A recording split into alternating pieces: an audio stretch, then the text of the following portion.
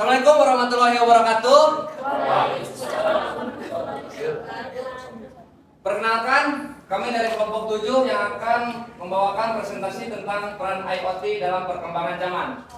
Untuk itu, ada dua anggota kelompok kami yang tidak bisa hadir dikarenakan yang pertama mengikuti pembelajaran MSIB dan yang kedua sedang tidak bisa ke sini dikarenakan menabrak kucing, Pak. Kecelakaan. Seperti itu. Kita doakan semoga beliau diberikan kesehatan. Amin. Dan kesembuhan. Oke, yang pertama perkenalkan nama saya Arif Rahman, lalu di sana ada pemateri dan ada saudari Winda, Iis Sri Wahyuni, lalu Calon Afwan, Aas, Nanipa, Kamaludin, dan untuk operator saudara Ali, dan di sana ada editor berkelas yaitu Jikri dan juga Asep. Oke, supaya mengefisiensikan waktu, yang pertama ada peran IoT dalam perkembangan zaman yang akan disampaikan oleh saudari Iis. Terima kasih.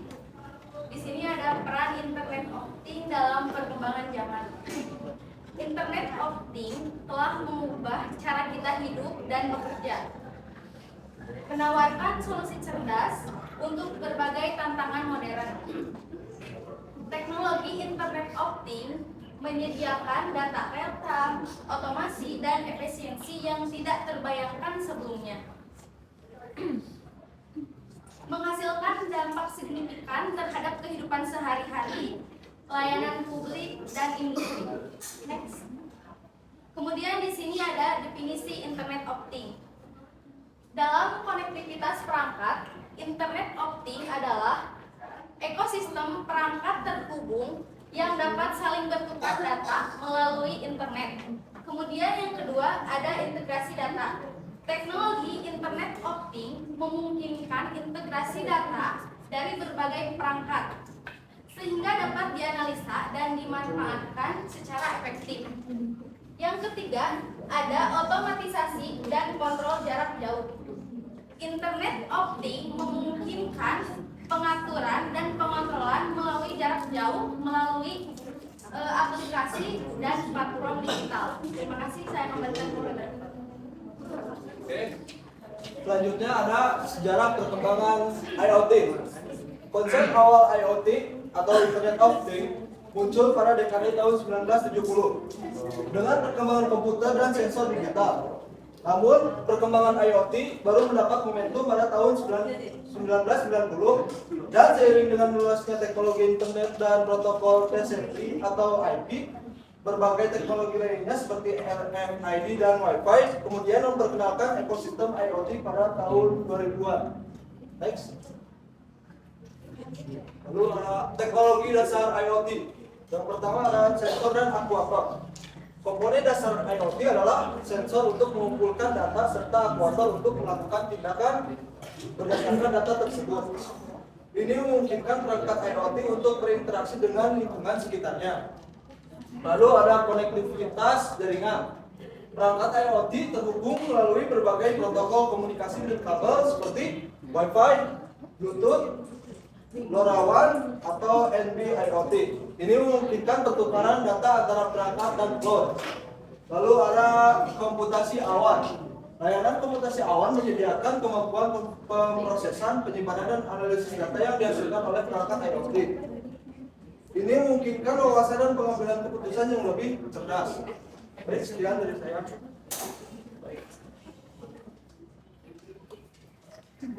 Selanjutnya ada aplikasi IoT dalam kehidupan sehari-hari. IoT telah mengubah banyak aspek kehidupan kita sehari-hari, mulai dari penghematan energi di rumah hingga kemudahan dalam melakukan berbagai aktivitas.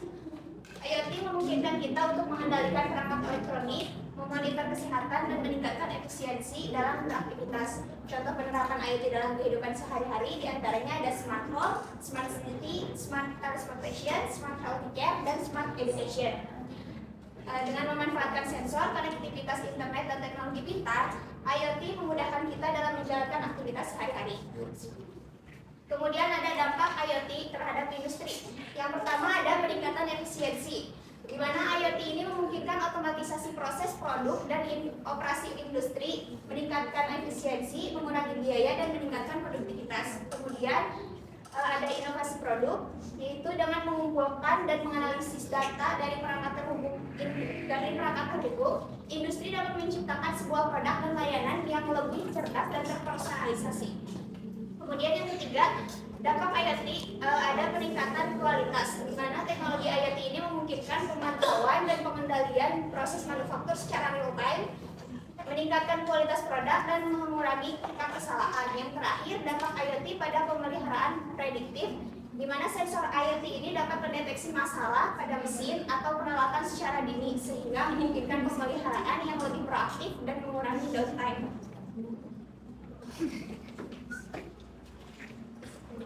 Selanjutnya, tantangan dan kendala implementasi IoT.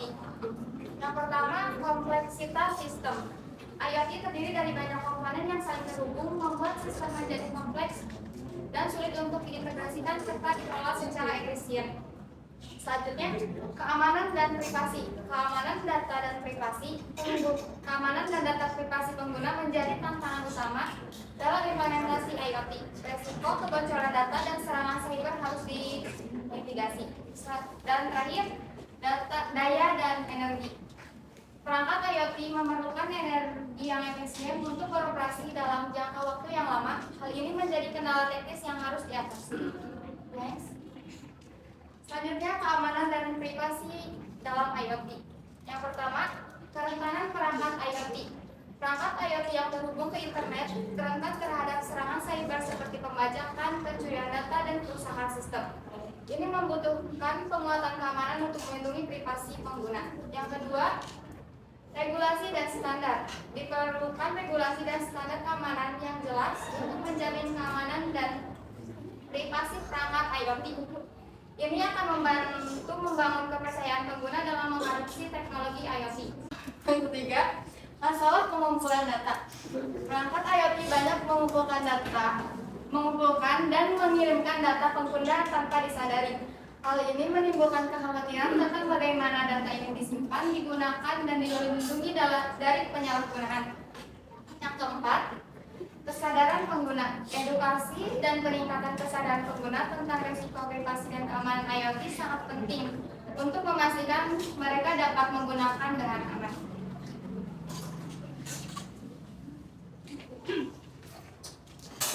Untuk selanjutnya, peran pemerintah dan industri dalam pengembangan IoT.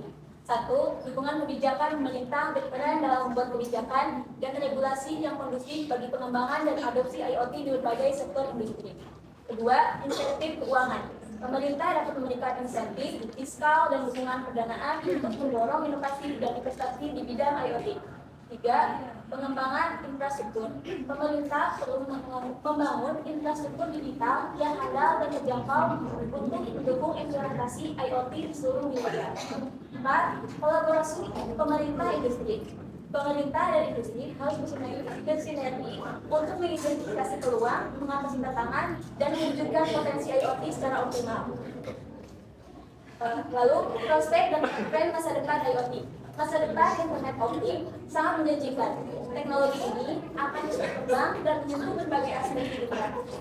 Diperkirakan dalam membuat jumlah perangkat IoT di seluruh dunia akan mencapai lebih dari 20 miliar unit pada tahun 2025. Kota cerdas sekitar 20%, kesehatan sekitar 25%, lalu industri 30%, rumah cerdas 35%. Beberapa tren masa depan IoT yang dapat diidentifikasi adalah semakin meningkatnya integrasi dengan kecerdasan buatan, serta berkembangnya protokol komunikasi yang lebih efisien dan aman. Selain itu, IoT juga akan semakin terhubung dengan teknologi 5G untuk mencapai kecepatan dan resolusi yang lebih tinggi. Oke, terima kasih kepada pemateri yang telah menyampaikan materinya masing-masing. Dan untuk selanjutnya yang terakhir ada implementasi yang kami buat, yaitu Doorlock, dan akan yang dijelaskan oleh Kamaludin Darmawan. Di sini adalah implementasi yang kami buat, yaitu bagian smart home di bagian penguncian otomatis dengan menggunakan kartu RFID.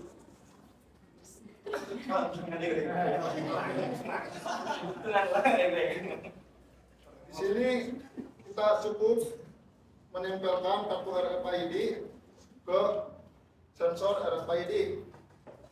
Kita coba, maka pintu akan terbuka dalam beberapa detik. Jika kartu belum terdaftar, maka akan membunyikan bip panjang seperti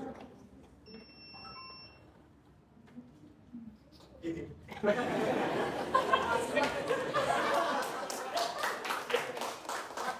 Alat-alat yang dibutuhkan dalam membuat smart door lock, smart door lock yaitu RFID reader, lalu buzzer, lalu step down, lalu relay, tentunya bahan utamanya yaitu Arduino. Di sini saya menggunakan Arduino Nano, lalu smart door lock, solenoid door lock atau Excel, lalu LED, lalu LED juga untuk menampilkan informasi. Mungkin sekian. Oke, terima kasih. Mungkin jangan dulu mandi, biarin aja sebenarnya di situ. Mungkin segitu materi yang dapat kami sampaikan. Mohon untuk dimengerti. Jika ada yang tidak dimengerti, boleh dipertanyakan. Hanya cukup 2 pertanyaan saja lah. Cukup. Oke, kepada rekan-rekan yang ingin bertanya. Oke, Sony. Oke, perkenalkan nama saya Sonia Setiajarto. Dari Kelompok 2. Izin bertanya. Untuk dampak regulasi dan standar internasional terhadap adopsi dan pengembangan teknologi IoT itu seperti apa? Oke, terima kasih. Untuk pertanyaan kedua, boleh? Oh ya nih, silahkan. Perkenalkan, saya Yani Suryani dari kelompok 2. Apa pentingnya edukasi dan peningkatan kesadaran pengguna tentang risiko privasi dan keamanan IoT? Terima kasih. Oke, terima kasih. Dan untuk yang menjawab adalah pemateri sendiri. Siapa yang akan menjawab? Ya, silahkan jawab. Ada beberapa area utama adopsi IoT yang signifikan. Yang pertama, smart home. Yang tadi contohnya seperti penguncian otomatis. Yang kedua, dalam kesehatan. Yang ketiga, di dalam industri. Dan yang keempat, di dalam transportasi. Yang kelima, di bagian pertanian. Yang keenam, di bagian kota pintar atau smart city. Yang ketujuh, retail. Bagian retail. Mungkin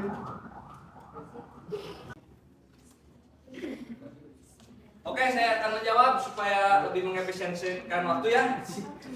Dimana untuk jawabannya, edukasi IoT meningkatkan privasi dengan memberikan pengetahuan tentang cara mengelola dan mengamankan data pribadi yang terkait dengan IoT.